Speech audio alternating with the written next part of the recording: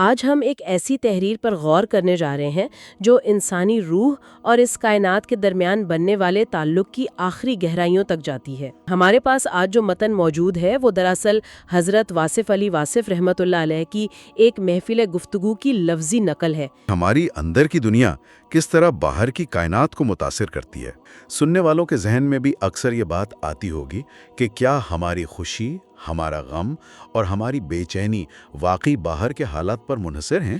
عام طور پر انسان کی نفسیات یہی ہوتی ہے کہ وہ اپنی پریشانیوں یا ناکامیوں یہاں تک کہ اپنی خوشیوں کی وجہ بھی باہر کے عوامل کو سمجھتا ہے۔ یعنی ہم کہتے ہیں کہ فلاں شخص نے مجھے ناراض کر دیا۔ بالکل، یا فلانا واقعے نے مجھے خوش کر دیا۔ لیکن جب ہم اس محفل گفتگو کی ٹرانسکرپٹ کا جائزہ لیتے ہیں نا، تو بات کچھ اور ہی نکل کر آتی ہے۔ کچھ اور کیسے؟ یعنی یہ تحریر اس سطحی سوچ کو مکمل رد کرتی ہے۔ اس میں یہ سمجھانے کی کوشش کی گئی ہے کہ انسان کی داخلی کیفیت، یعنی اس کے اندر کا موسم، اس کی باہر کی دنیا کو کس حد تک تشکیل دیتا ہے۔ اچھا، تو اسے کھول کر دیکھتے ہیں کہ یہ اندر کا موسم آخر کام کیسے کرتا ہے۔ ہاں ضرور۔ اس تحریر میں انسانی کیفیت کے وارد ہونے یعنی ان کے نازل ہونے کے حوالے سے ایک انتہائی سادہ لیکن تاثیر سے بھری مثال پیش کی گئی ہے۔ اس میں لکھا ہے کہ انسان پر جو کیفیت طاری ہوتی ہیں، چاہے وہ اندر سے پیدا ہوں یا باہر سے، تکلیف آخرکار انسان کی اپنی ہی ہوتی ہے۔ جیسے کسی کو جگر یا پیٹ کا درد ہو۔ صحیح، جو کہ مکمل طور پر ایک اندرونی مسئلہ ہے، یا پھر کسی کو باہر سے کوئی تھپڑ رسید کر دے یا چوٹ لگ جائے۔ دونوں صورتوں میں تکلیف کا احساس اور رونا تو انسان کا اپنا ہی ہوتا ہے نا۔ درد تو درد ہے۔ وہی تو، دونوں واقعات میں درد کو سہنا اور اس پر رد عمل دینا، یہ انسان کے اپنے وجود کی ذمہ داری بن جاتی ہے۔ لیکن ایک عام ذہن تو یہی سوچے گا نا کہ اندر کا درد تو چلو میری اپنی بیماری ہے، لیکن اگر کوئی باہر سے آ کے تھپڑ مار دے تو اس میں میرا کیا قصور؟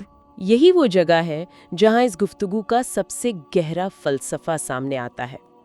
عذاب یا درد اندر سے آئے یا باہر سے، اس سے اصولاً کوئی فرق نہیں پڑتا، کیونکہ محسوس تو آپ ہی کر رہے ہیں نا۔ بات تو صحیح ہے۔ اس تحریر میں اس بات کی وضاحت ایک بہت ہی وزنی لفظ سے کی گئی ہے، اور وہ لفظ ہے ظرف۔ ظرف یعنی انسان کا اندرونی برتن۔ بالکل، اس کی وسعت یا اس کے سہنے کی صلاحیت۔ یہاں ایک انتہائی خوبصورت جملہ استعمال کیا گیا ہے، ضرب کا فرق ہو تو آواز بدل جاتی ہے۔ واہ، ضرب کا فرق ہو تو آواز بدل جاتی ہے۔ ہاں، اس مثال کو اگر ہم عملی زندگی سے جوڑیں تو جس طرح کسی برتن پر چوٹ لگنے سے آواز اس بات پر منحصر ہوتی ہے کہ برتن کی بناوٹ کیسی ہے، کیا وہ مٹی کا ہے، دھات کا ہے یا شیشے کا ہے۔ تو آپ یہ کہہ رہی ہیں کہ چوٹ مارنے والے ہاتھ سے زیادہ اہمیت اس برتن کی ہے جس پر چوٹ لگ رہی ہے۔ ٹھیک یہی بات۔ اگر ایک مٹی کے کچے برتن پر ہلکی سی بھی ضرب لگائی جائے تو وہ ٹوٹ کر بکھر جاتا ہے، اس کی آواز آہو بکا کی ہوتی ہے۔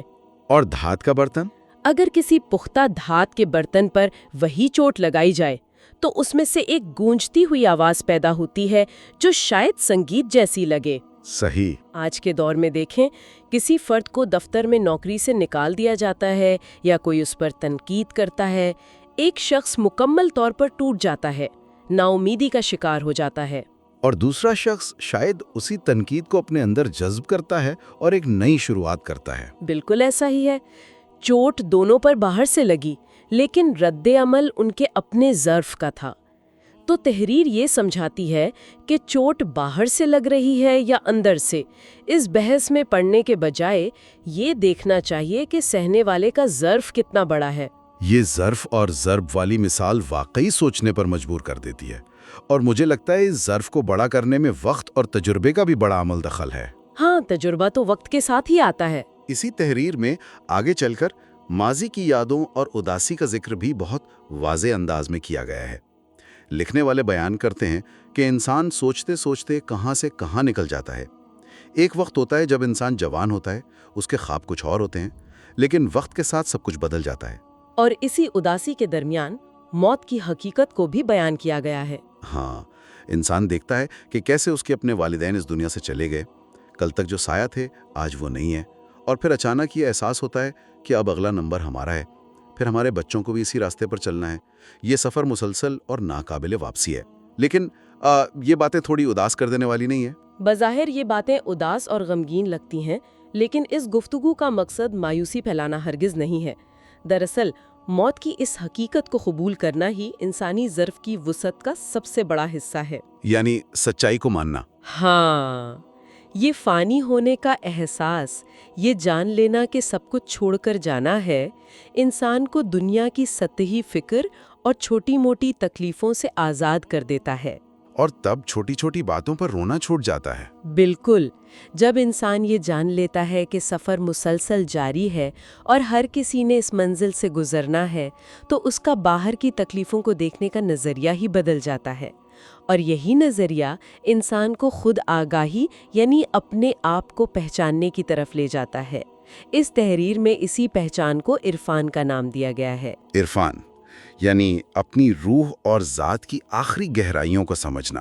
یہاں آ کر تحریر میں ایک ایسی بات بیان کی گئی ہے جو شروع میں سمجھنا تھوڑی مشکل لگتی ہے۔ کون سی بات؟ تحریر میں لکھا ہے کہ اس کائنات میں کروڑوں اربوں انسان بستے ہیں۔ اگر کوئی شخص ان تمام انسانوں میں سے صرف کسی ایک انسان کو مکمل طور پر جان لے، اور یہاں تک کہ وہ ایک انسان کوئی اور نہیں بلکہ اس کی اپنی ذات ہی کیوں نہ ہو، تو اسے ایسی آگاہی ملتی ہے جیسے اس نے ساری کائنات کے انسانوں کو جان لیا ہو۔ یہ بہت گہری بات ہے۔ ہاں نا، جس دن انسان نے اپنے آپ کو اصل روپ میں پہچان لیا، اس دن اس نے پوری کائنات کے راز کو پہچان لیا۔ لیکن ایک عام سننے والے کے لیے یہ دعویٰ ہضم کرنا مشکل ہے کہ میں خود کو جان لوں تو ساری دنیا کو کیسے جان لوں گا؟ ہر انسان تو مختلف ہے۔ یہ الجھن بالکل بجا ہے، لیکن یہاں جاننے سے مراد کسی کے پسندیدہ رنگ یا کھانے کا علم نہیں ہے۔ یہاں بات ہو رہی ہے انسانی فطرت اور نفسیات کی آخری سچائی کی۔ اچھا، دیکھیں، تجربات بھلے مختلف ہوں، لیکن دکھ، خوشی، خوف، لالچ اور فنا ہونے کا احساس پوری نوع انسانی میں ایک جیسا ہے۔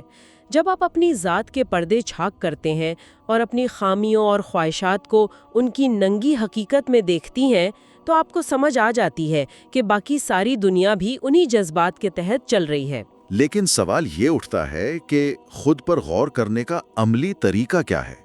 تحریر اس حوالے سے چند اہم سوالات اٹھاتی ہے۔ ہاں، وہ سوالات بہت اہم ہیں۔ کہا گیا ہے کہ ہر انسان کو تنہائی میں خود سے پوچھنے چاہیے یہ سوال۔ انسان خود سے پوچھے کہ میں اداس کیوں ہوں؟ میں خوش کیوں ہوں؟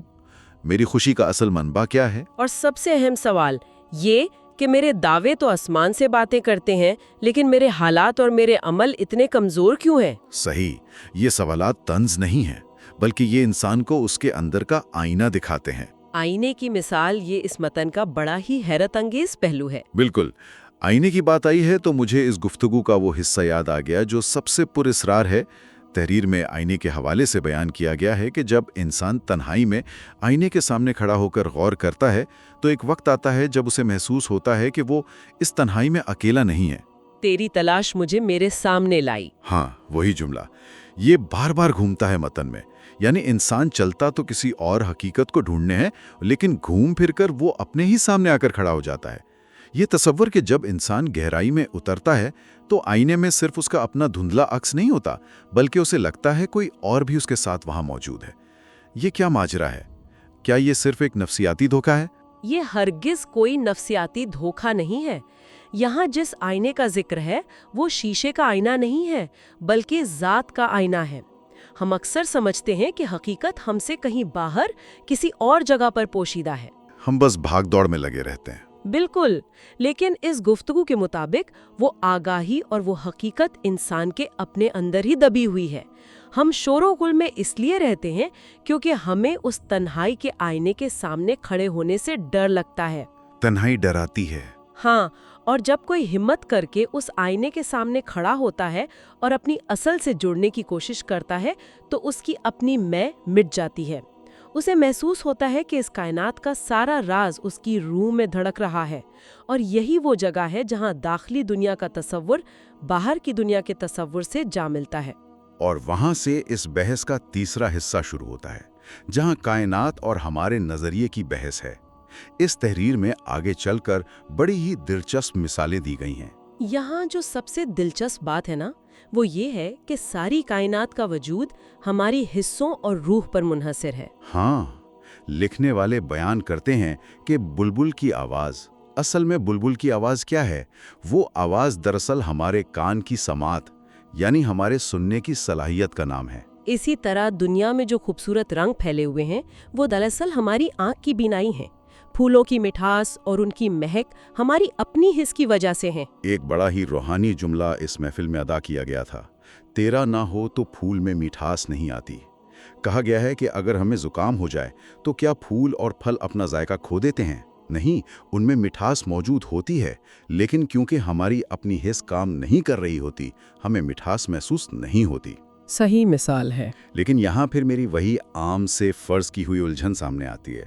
بھائی اگر میں پھول کو نہ بھی دیکھوں یا میرا کان نہ بھی سنے، بلبل تو پھر بھی گا رہی ہے نا، پھول میں مٹھاس تو پھر بھی ہے نا، کائنات تو میرے بغیر بھی چل رہی ہے۔ آپ کا سوال منطقی حوالے سے بالکل درست ہے کہ مادی طور پر چیزیں وہاں موجود ہیں، لیکن واصف صاحب کی اس گفتگو میں تجربے اور احساس کی بات ہو رہی ہے۔ تجربہ؟ ہاں، بلبل گا رہی ہوگی لیکن وہ گیت نہیں بنے گا جب تک کوئی اسے سننے والا اور اس آواز میں خوبصورتی محسوس کرنے والا نہ ہو۔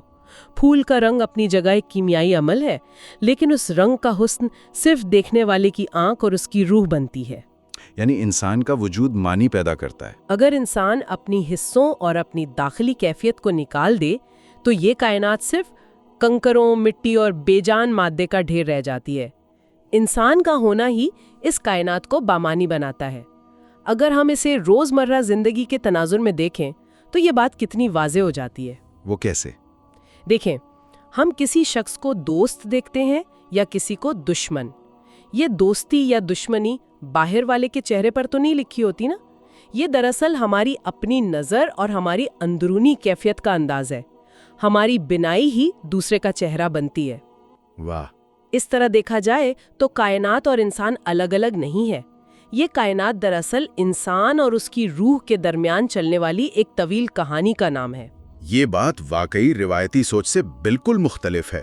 یعنی کائنات ایک کورا کاغذ ہے اور ہماری اندرونی کیفیت اس پر رنگ بکھیرتی ہے۔ تو اگر دنیا کا ہر رنگ اور ہر رشتہ ہمارے اندر سے جنم لے رہا ہے تو اس کا عملی نتیجہ کیا نکلتا ہے؟ اس کا نتیجہ ذاتی سطح سے بڑھ کر اجتماعی سطح پر جاتا ہے۔ بالکل۔ اس متعلق کو اس تحریر میں صرف انفرادی یا ذاتی حد تک محدود نہیں رکھا گیا۔ یہاں سے بحث اجتماعی سطح پر آتی ہے، یعنی ایک قوم کی تشکیل۔ ایک سچی قوم کیسے بنتی ہے اور حقیقی قیادت ہوتی کیا ہے؟ یہاں قائد اعظم کی مثال کو بڑے احسن انداز میں پیش کیا گیا ہے۔ ہاں، وہ مثال بہت واضح ہے۔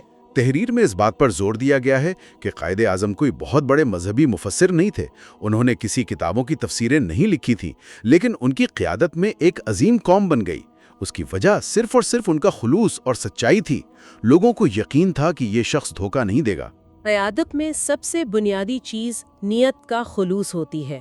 ایک سچا اور خالص جذبہ بکھرے ہوئے لوگوں کو جوڑ کر قوم بنا دیتا ہے۔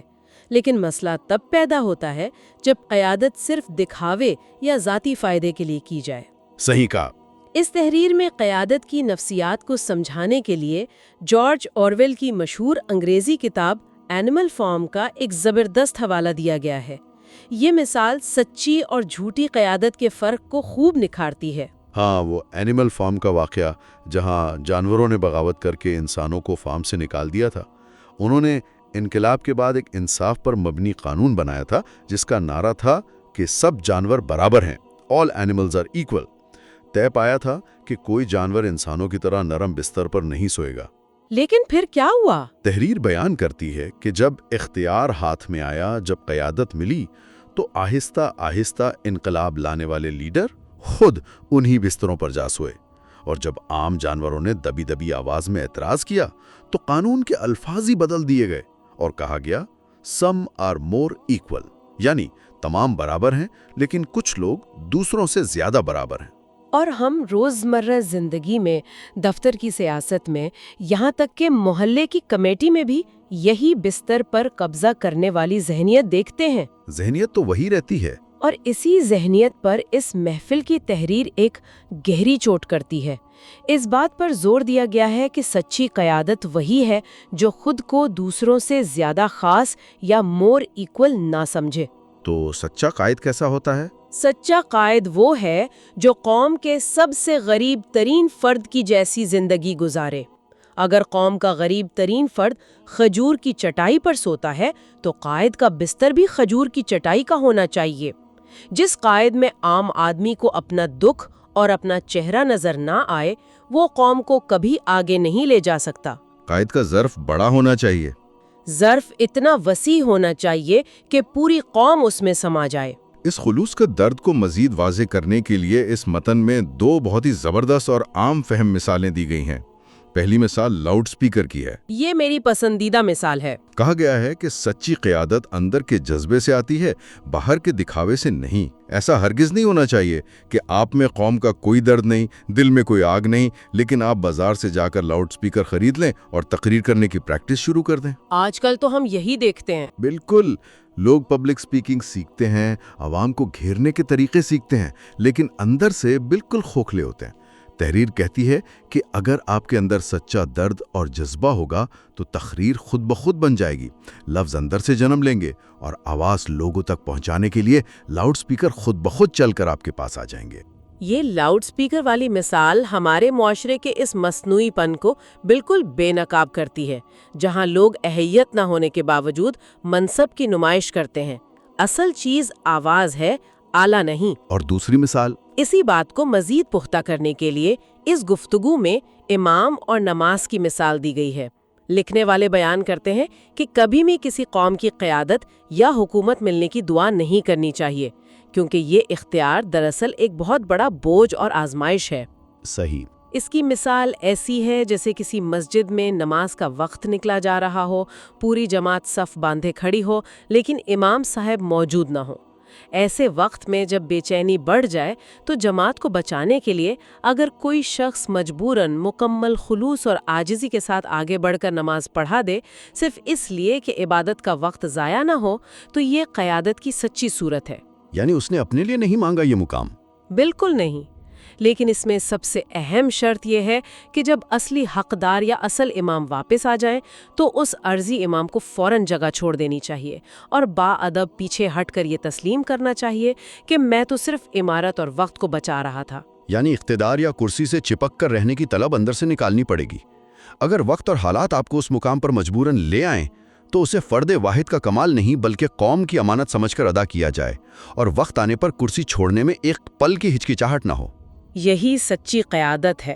اگر ہم آج کی اس پوری بحث کو جو واصف صاحب کی اس تحریر سے شروع ہوئی ایک جگہ جمع کریں اور اس کا خلاصہ نکالیں تو بات وہیں آ کر رکتی ہے جہاں سے شروع ہوئی تھی، یعنی انسان کے اندر کی داخلی کیفیت، اندر کی بے چینی، خود کی تلاش، آئینے میں اپنا حقیقی عکس دیکھنا اور اسے گھبرانا نہیں، اور پھر یہ سمجھنا کہ یہ ساری کائنات اور اس کی خوبصورتی ہماری اپنی حصوں اور ہمارے دیکھنے کے نظریے کی محتاج ہے۔ اور جب انہی داخلی کیفیات کو ہم قوم اور قیادت کی اجتماعی سطح پر لے کر جاتے ہیں تو وہاں بھی اصل نتیجہ یہی نکلتا ہے کہ اندر کا خلوص اور سچی نیت ہی بنیاد ہے۔